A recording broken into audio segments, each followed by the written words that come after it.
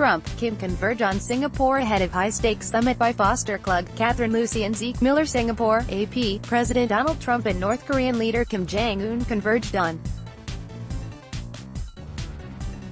this island city-state Sunday ahead of one of the most unusual and highly anticipated summits in recent world history, a sit-down meant to settle a standoff over Pyongyang's nuclear arsenal. Trump descended from Air Force One into the steamy Singapore night, greeting officials and declaring he felt very good before being whisked away to his hotel via a route lined with police and photo-snapping onlookers. Trump traveled to Singapore from Canada, where he had a meeting with other world leaders. Hours earlier, a jet carrying Kim landed. After shaking hands with Singapore's foreign minister, Kim sped through the streets in a limousine, two large North Korean flags fluttering on the hood, surrounded by other black vehicles with tinted windows and bound for the luxurious and closely guarded street Regis Hotel. He and Trump are set to meet Tuesday morning in the first summit of its kind between a leader of North Korea and a sitting U.S. president.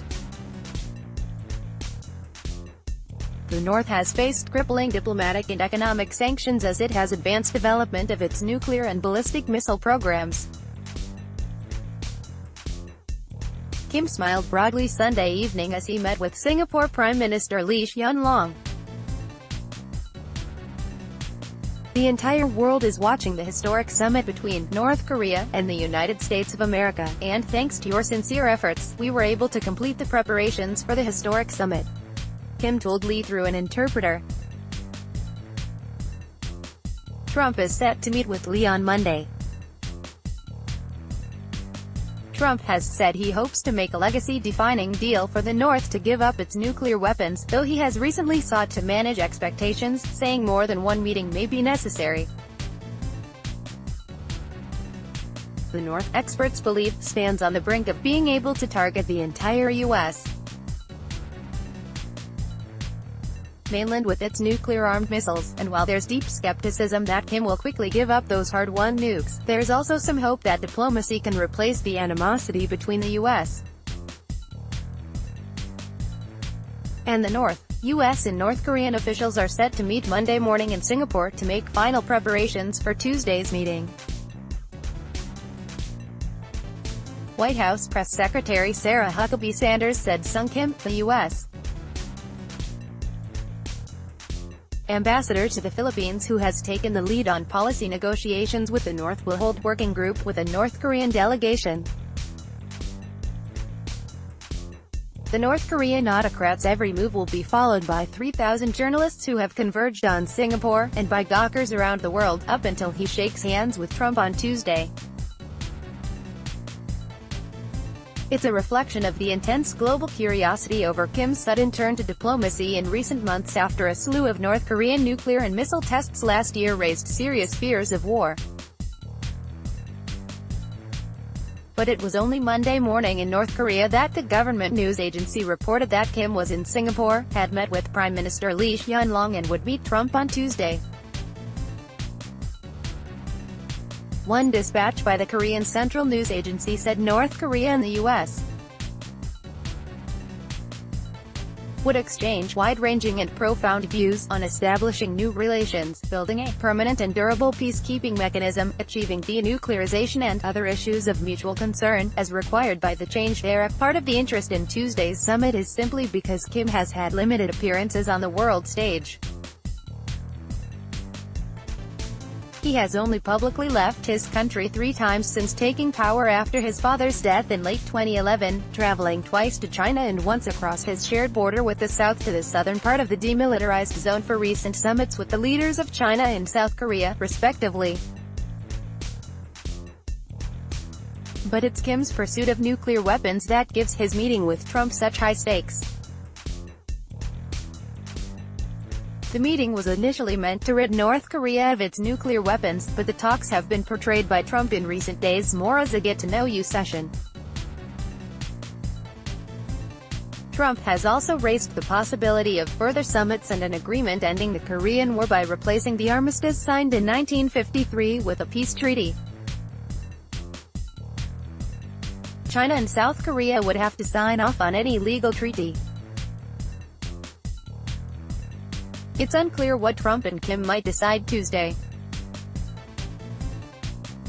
Pyongyang has said it is willing to deal away its entire nuclear arsenal if the United States provides it with reliable security assurances and other benefits. But many say this is highly unlikely, given how hard it has been for Kim to build his program and given that the weapons are seen as the major guarantee to his holding on to unchecked power. Any nuclear deal will hinge on North Korea's willingness to allow unfettered outside inspections of the country's warheads and nuclear fuel, much of which is likely kept in a vast complex of underground facilities. Past nuclear deals have crumbled over North Korea's reluctance to open its doors to outsiders. Another possibility from the summit is a deal to end the Korean War, which North Korea has long demanded, presumably, in part, to get U.S. troops off the Korean peninsula and, eventually, pave the way for a North Korean-led unified Korea. The fighting ended on July 27, 1953, but the war technically continues today because instead of a difficult-to-negotiate peace treaty, military officers for the U.S.-led United Nations, North Korea and China signed an armistice that halted the fighting. The North may see a treaty, and its presumed safety assurances from Washington, as its best way of preserving the Kim family dynasty. The ensuing recognition as a normal country could then allow sanctions relief, and later international aid and investment. Just meeting with Trump will also give Kim a recognition North Korea has long sought, setting him up as global player and the leader of a country worthy of respect. You might also like Kim Lim, daughter of Tycoon Peter Lim, on being a hot premium content Pakistani forces kill militant wanted for more than Straits Times traveling with kids just got a whole lot easier far and wide. Here's how to stop WhatsApp from sharing your phone. Hardware Zone official renders of the OnePlus 3 leaked in. Hardware Zone Asia's growth is rising. Draw on it. Allianz Global Investors NBA Finals, Warriors Stephen Curry couldn't hit a. MercuryNews.com Carolyn Hacks, I like her, but her house is messy and MercuryNews.com Ask Amy, even after I walked in on them, my son. MercuryNews.com recommended by